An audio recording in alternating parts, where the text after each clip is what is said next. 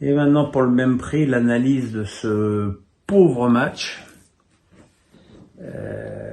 où tout le monde a eu chaud, les joueurs évidemment, mais Didier Deschamps aussi, parce que je suis désolé, on va pas jouer en Allemagne avec une équipe expérimentale. C'est pas des choses qui se font. Alors je veux bien que la Ligue des Champions approche à grands pas et j'imagine que le PSG et le Bayern sont ravis que Upamecano et Mbappé fait l'impasse. Mais en plus, on a changé de dispositif. On savait qu'on jouait quand même contre une équipe d'Allemagne qui venait d'en prendre 4 à la maison contre le Japon et qui avait quand même qui n'offrait aucune garantie sur le plan défensif et on met 4 milieux, un mec exilé à droite et un pauvre gars envoyé seul au casse-pipe dans l'axe. Pas s'étonner de pas marquer les buts, hein. C'est voilà, c'est le problème principal et on a l'impression que dès que Deschamps en a la possibilité, c'est un tour de verrou dans son équipe et c'est pas un bon signal qu'il envoie parce que on le sait, cette équipe de France, ses principales qualités aujourd'hui, elles sont devant.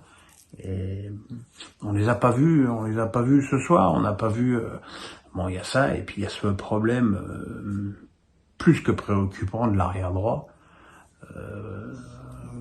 Que ce soit Koundé ou Pavard, les deux ont fait des parties effroyables dans les deux matchs. J'en serais presque à me dire qu'il serait temps d'essayer ou Malo Gusto ou Simakan parce que de toute façon ce sera pas pire.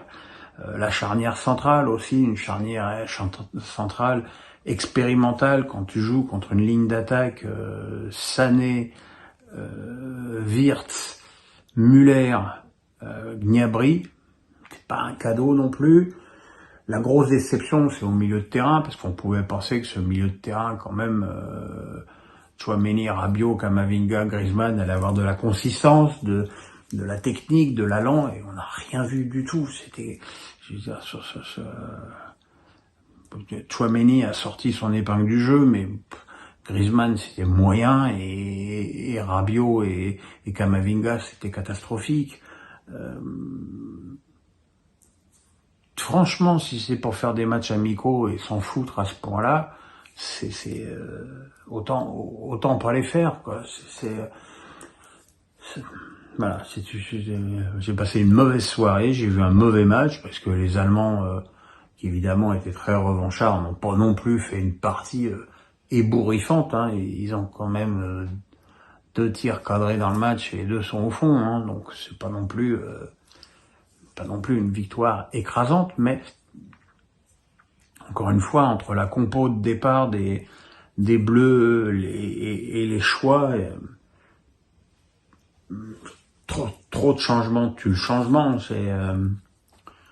Et là, on s'aperçoit au moins clairement qu'il y a une hiérarchie dans cette équipe de France et que il faudra à l'avenir que l'équipe de France ait une formation de départ qui se rapproche le plus possible d'une équipe type, parce que là, ce soir, c'était trop de changements et du coup pas assez d'automatisme, mais aussi pas assez de détermination et d'envie.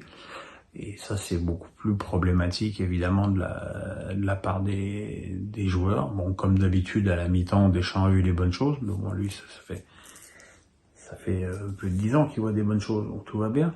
Mais voilà, j'ai vu encore une fois un mauvais match et je vais me coucher agacé.